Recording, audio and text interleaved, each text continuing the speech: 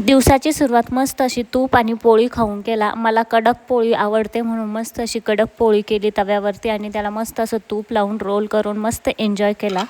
त्यानंतर दुपारच्या वेळेस अण्णाला गुरुवार होता म्हणून मस्त असे साबुदाणा वडे बनवायचे होते. त्याच्यासाठी बटाटे उकडायला टाकले होते आणि शेगडीवरती बटाटे मस्त असे उकडून झाले होते.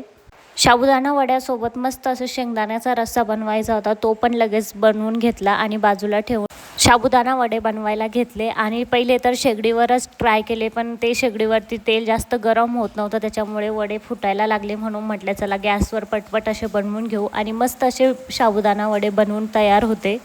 आणि तुम्ही कसे बनवता साबुदाणा वडे मला नक्कीच कमेंट करून तुमची रेसिपी माझ्यासोबत शेअर करा. त्याच्यानंतर मस्त अशी मॅच चालू होती, मॅच एन्जॉय केली आणि पाऊस तर सोबत चालूच होता. त्याच्यामुळे मग गावाकडे हाच प्रॉब्लेम असतो, पाऊस असला की लाईट नसते, त्याच्यामुळे मग लाईट पण गेली होती. त्याच्यामुळे मस्त असं टॅबवरती रोहित शर्माचं शतक एन्जॉय केलं. आणि रात्रीच्या वेळेस बाजरीची भाकरी बनवायची होती आणि शेगडीवरती भाकरी भाजायला टाईम लागत होता, म्हणून मधल्या काळात असं मस्त असं क्रिएटिव्हिटी करून बघितली आणि असा होता दिवस. Bye, take care.